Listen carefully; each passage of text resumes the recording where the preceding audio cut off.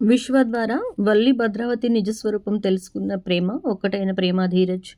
ఇదంతా ఎలా జరిగిందో వీడియో ద్వారా చూసేద్దాం. ఎక్కడ స్కిప్ చేయకండి, చివరి వరకు చూడండి, పూర్తిగా మీకు అర్థమవుతుంది. వీడియోని లైక్ చేయడం, షేర్ చేయడం మర్చిపోకండి. మీ లైక్ అండ్ షేర్ మాకు మంచి సపోర్ట్ మరియు ఎంకరేజింగ్గా ఉంటుంది. ఇక మొత్తం మీద విశ్వ అయితే ప్రేమను ఇన్స్టిట్యూట్ దగ్గర దింపుతాడు. అలా దింపిన తర్వాత ప్రేమతో విశ్వ చాలాసేపే మాట్లాడే ప్రయత్నం చేస్తాడు. ఇక ప్రేమ విశ్వతో మాట్లాడిన తర్వాత ఒక క్లారిటీకి వచ్చేస్తుంది. అదేంటంటే ఖచ్చితంగా విశ్వ అయితే మారడంతో పాటు తను కూడా ధీరజ్ని అర్థం చేసుకుని ధీరజ్తో పాటే ఉండాలి అని చెప్పి, కలిసి ఉండాలని చెప్పి కోరుకుంటున్నాడని అనుకుంటుంది ప్రేమ.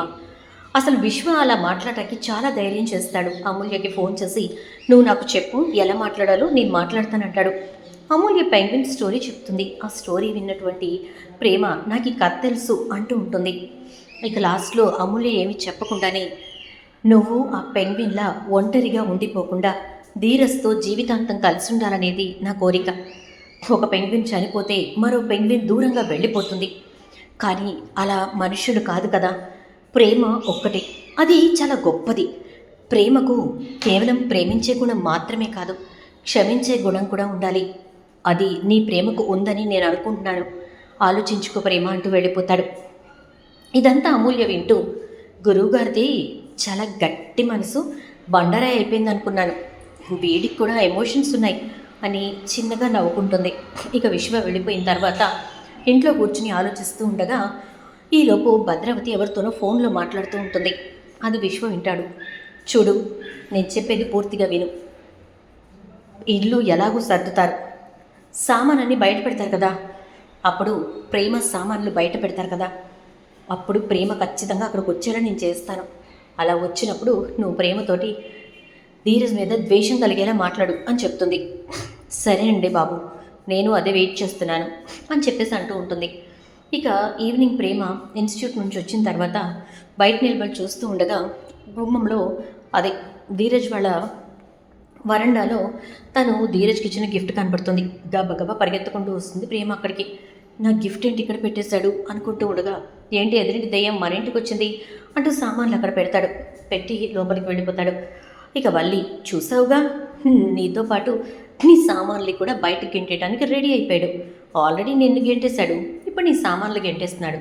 ఇంకేముంది ప్రేమ, ఎవరి దోవనాళ్ళు అయిపోయామనుకుని ప్రశాంతంగా నీ బ్రతుకు నువ్వు బ్రతుకు, ఆయన గారి బ్రతుకు ఆయన బ్రతుకుతాడు అని అంటూ ఉంటే, చూడు, పిచ్చి పిచ్చి వాగుడు వాగితే చెప్పు తెగిపోద్ది, చెంప పగల కొట్టేస్తాను, అర్థమైందా? నువ్వు నోరు మూసుకుని సైలెంట్గా ఉంటే చాలా మంచిది. ఏమనుకుంటున్నావు అసలు నువ్వు? నాకు తెలియక అడుగుతున్నా, ఏమనుకుంటున్నావు? మేమిద్దరం విడిపోతే ఎప్పుడు చలి కాసుకుందామా అని చూస్తున్నావు కాదు. నీ కాపురం ఎలాగో పోయింది, అలాగే నాది కూడా పోవాలని చెప్పి చాలా విశ్వ ప్రయత్నం చేస్తున్నట్టున్నావుగా అంటూ ఉంటుంది. ఇక అలా అంటూ ఉండగా మొత్తం మీద వల్లి మాటలు అన్నీ మాట్లాడేసిన తర్వాత ఈలోపు ధీరజ్ వాళ్ళు రావడం, ఇల్లు సర్దుతూ అన్నీ బయట పెట్టామని చెప్పడంతో అక్కడి నుంచి ప్రేమ వెళ్ళిపోతుంది. నీ సామానాన్ని బయట పెట్టేశాడు చూసుకున్నావా అంటుంది భద్రావతి. ఇల్లు శుభ్రం చేస్తూ పెట్టారంటత్తా అంటుంది. ఇవాళ ఇల్లు శుభ్రం చేస్తూ పెట్టాడు, రేపు మనసు శుభ్రం చేసుకుంటాకి బయట పెట్టేస్తాడు అని అంటూ ఉంటే ఇదంతా కూడా విశ్వ వింటాడు. అసలు నువ్వు అక్కడ ఎందుకు నుంచున్నావు ప్రేమ అంటే, అత్తయ్య కాసేపు వెళ్ళి చల్లగాలి వస్తుంది వెళ్ళి నుంచు అంది, అందుకోసమే నుంచున్నాను అంటుంది. కరెక్ట్గా అదే టైంకి అక్కడ నీ సామాను పెట్టారు అంటే అర్థం నువ్వు వాటిని చూడాలని అత్తయ్య నిన్ను అక్కడ నిలబెట్టిందనమాట అని అంటాడు. ఏంటని అలా మాట్లాడుతున్నావు అంటుంది ప్రేమ. ఈలోపు భద్రావతి లోపలికి వెళ్ళిపోతుంది. నీకు ఇంకా అర్థం కావట్లేదా పిచ్చి ముద్ద? ఆ ఇంట్లో వల్లి, ఈ ఇంట్లో మన అత్త ఇద్దరూ కలిసి నాటకం ఆడుతున్నారు నిన్ను ధీరజ్ని విడదీయడానికి.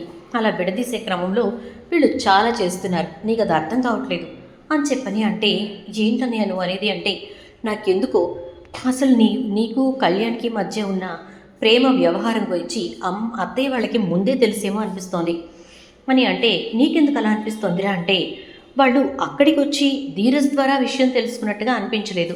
నిజంగానే వాళ్ళు అక్కడికి వచ్చి ధీరజ్ ద్వారా విషయం తెలుసుకుని ఉంటే అక్కడే నిన్ను నిలదీసేవాళ్ళు, ఇదంతా నిజమేనా అని అడిగేవాళ్ళు. అలా అడగకుండా ధీరజ్ ఆ విషయం గురించి బయట పెట్టగానే, నువ్వు పద ప్రేమ ముందు వెళ్ళిపోదాం అని చెప్పి ఎందుకు తీసుకొచ్చారు? అక్కడ నిన్ను నిలదీసి వాళ్ళందరి ముందు మా కూతురు అలాంటిది కాదు అని చెప్పి అనాల్సిన నాన్న సైలెంట్గా నిన్ను తీసుకుని రావడం ఏంటి? దీన్ని బట్టి ఆయనకి ముందే విషయం తెలుసని అర్థమవుతోంది. నీకు అర్థం కావట్లేదా అంటాడు. అవునరా, నిజమే, నాకు అది అర్థమవుతోంది అని అనేసరికి ఇక వెంటనే ఏమీ మాట్లాడుకోకుండా సైలెంట్గా ఇక ధీరజ్ అయితే విశ్వ అయితే ఆలోచించుకో ప్రేమ, నీ కాపురం గురించి నువ్వే ఆలోచించుకోవాలి. ధీరజ్ నిజంగానే మనసు మార్చుకుని విరక్కొట్టేసుకుని నీ సామాన్ తీసుకొచ్చి నీ గుమ్మంలో పెడితే నువ్వేం చేయలేవు. ఎందుకంటే వాడిని కాలదన్నుకొని నువ్వు ఇక్కడికి వచ్చేసావు. వాడిని చుట్టూ తిరిగినంతకాలం నువ్వు వాడిని క్షమించలేకపోయావు. కానీ ఇప్పుడు వాడిని నిన్ను క్షమించలేని స్థితికి తీసుకొచ్చుకున్నది కూడా నువ్వే. వాడి కాళ్ళ ఎలా పడినా వెళ్ళి నీ అత్తగారింట్లో ఉండు, అప్పుడే నీకు మా గౌరవం మర్యాద ఉంటాయి అని అంటే, అసలు నువ్వు ఇదంతా ఎలా చెప్తున్నావురా అంటే, నిన్ను కాలేజ్లో దింపి వచ్చిన తర్వాత ఇంట్లో నేను చూసిన దృశ్యం నాకు క్లియర్ కట్గా ఒక పిక్చర్ తీసుకొచ్చింది అంటాడు. ఏంటది అంటే, భద్రావతి అత్త వల్లితో మాట్లాడుతోంది. నువ్వు అక్కడికి వెళ్ళి నుంచోవడం, ఆ ఎదురుగా సామాన్ తీసుకొచ్చి పెట్టడం, ఇదంతా కూడా వాళ్ళ ప్లానే. ఇంట్లో సామాన్లన్నీ సర్దుతున్నారండి అని ఆవిడ చెప్పగానే, ప్రేమ వచ్చే టైంకి దాని సామాన్ అంతా గుమ్మంలో ఉండేలా చూడు అని ఆవిడ చెప్పింది. అలా ఉండి అని చెప్పి వల్లి ఫోన్ చేయగానే అత్త నిన్ను కాసేపు చల్లగాలికి వెళ్ళి నుంచో అని చెప్పి అక్కడికి పంపించింది అంటాడు. జేంట్రా నువ్వు చెప్పేది నిజమా అంటే, నేను నా చెవులతో విన్నాను చెల్లి. ఖచ్చితంగా నువ్వు నీ కాపురం వదిలేసుకుని రావడానికి వల్లి కూడా ఒక కారణమని నాకు అనిపిస్తోంది అని అనేసరికి ఇక ఒక్కసారిగా ఏం మాట్లాడాలో ఏం చేయాలో అర్థం కాని పరిస్థితుల్లో ఇక ప్రేమ అయితే, నాకు అర్థమైందిరా, ఇదంతా వీళ్ళిద్దరూ కావాలని చేస్తున్నారని నువ్వు అంటున్న మాట నిజమే అని అంటూ, కానీ ఇప్పుడు నేను నా అత్తగారింటికి ఎలా వెళ్ళాలో అర్థం కావట్లేదు అంటే, మొగుడు దగ్గర తగ్గడంలో తప్పేమీ లేదు. అయినా తప్పు నీ వైపు పెట్టుకొని వాడిని తప్పు పడతావేంటి? నాకు చాలా మంచి బామ్మర్ది దొరికాడు, అర్థం చేసుకునేవాడు. నువ్వు వాడి దగ్గరికి వెళ్ళి గట్టిగా ఒక హగ్ ఇస్తే వాడే సైలెంట్గా ఉంటాడు. ఆ మాత్రం తెలియదేంటి నీకు అని చెప్పానంటే, నువ్వు బండోడివి అనుకున్నాను, చాలా ఆలోచనలు ఉన్నాయన్నయ్య నీ దగ్గర అంటే, ఏదో అంతా అమూల్య దయ అని అంటాడు. ఏంటి రోయ్ కొత్త కొత్త మాటలు వింటున్నాను అని అంటే, నిజమే, అమూల్య వల్లే నా మనస్సు ఇలా మారింది, నేను ఇలా మారాను, అమూల్య మూలాన్నే నేను ఇంత హ్యాపీగా ఉన్నాను అని చెప్పి అంటాడు. దాంతో ఇక మరి ఇంకే అంటే, నువ్వు అక్కడికి వెళ్ళావు అనుకో, అమూల్యను కూడా ఇక్కడికి పంపించవచ్చు అని అంటే, సరేరా, నా కోసమే కాకుండా నీ కోసం కూడా నేను అక్కడికి వెళ్తాను.